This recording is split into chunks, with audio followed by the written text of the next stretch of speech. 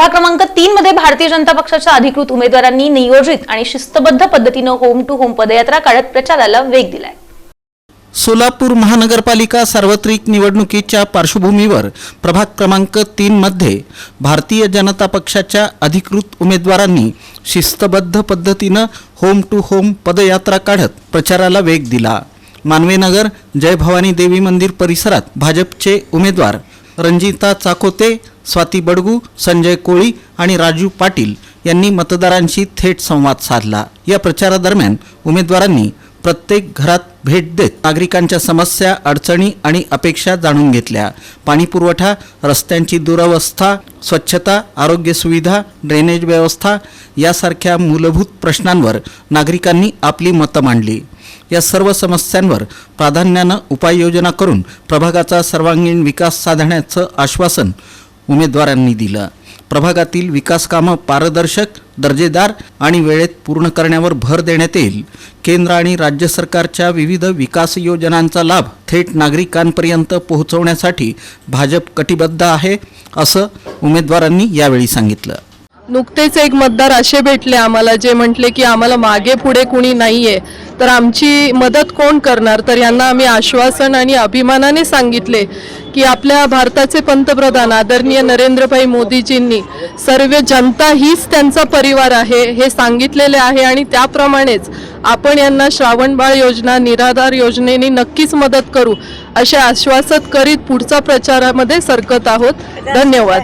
काल परवा आणि ह्या 2-4 दिवसामध्ये आम्ही जो प्रचार करत आहोत आणि प्रचारादरम्यान ज्या गाठीभेटी आम्ही घेतलेल्या आहेत त्या माध्यमातून आम्हाला असं दिसून आलं, म्हणजे कुठलाही वर्ग असू दे, गरीब वर्ग असू दे किंवा श्रीमंत वर्ग असू दे, प्रत्येक वर्गाच्या म्हणजे नागरिकांच्या मनामध्ये कमळच कोरलेलं आहे असं आम्हाला दिसून आलं।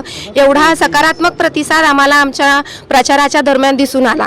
त्याच्यामुळे नागरिकांनी जो विश्वास आमच्यावर दाखवलेला आहे त्या विश्वासाला बिलकुलही तडा जाऊ न देता या प्रभागातल्या सगळ्या सोयी सुविधा आम्ही प्रत्येक नागरिकांपर्यंत पोहोचवणार ही हमी मी देते। महानगरपालिकेची सार्वत्रिक निवडणुकीमध्ये प्रभाग क्रमांक 3 या ठिकाणी आम्ही विकासाच्या मुद्द्यावर, मी यापूर्वी सांगितलं आहे, विकासाच्या मुद्द्यावर आम्ही निवडणूक लढतोय, पण सांगत असताना अभिमानाने आणि गर्व वाटतो। 2,11,00,000 रुपये विश्रांती चौकपासून ते आपल्या शेळगीच्या ब्रिजपर्यंतचा रस्ता मान्य आमदार विजयकुमार देशमुख मालकांनी त्या ठिकाणी मंजूर करून आत्ताच्या घडीला रस्ता मंजूर झालेला आणि कामाच्या रूपामध्ये आहे। हे आम्ही विकासच घेऊन आम्ही लोकांसमोर जातोय। मी पुन्हा सांगतो, आयुष्यमान भारत, आयुष्यमान आरोग्याच्या संदर्भातला एक 5 लाख रुपयाची निधी आणि अनेक अशा योजना सोलापूर देशाचे पंतप्रधान नरेंद्र मोदी साहेब आणि फडणवीस साहेब विधानात सांगायचं म्हणजे आपल्याला घरोघरी गेले 8 ते 9 वर्ष झालं रेशन या गोरगरिबांच्या जनतेला रेशनचं धान्य मिळतंय। आरोग्य आयुष्यमान आरोग्य योजनेच्या संदर्भातलं सुविधा मिळत आहे आणि आपल्या लाडक्या बहिणीच्या संदर्भातल्या विषयात जर बघितलं, आम्ही मतदारांपर्यंत दारापर्यंत जात असताना ते लोक सांगतायत की तुम्ही आमच्याकडे येऊ नका, आम्ही कमळालाच मतदान करणार आहे।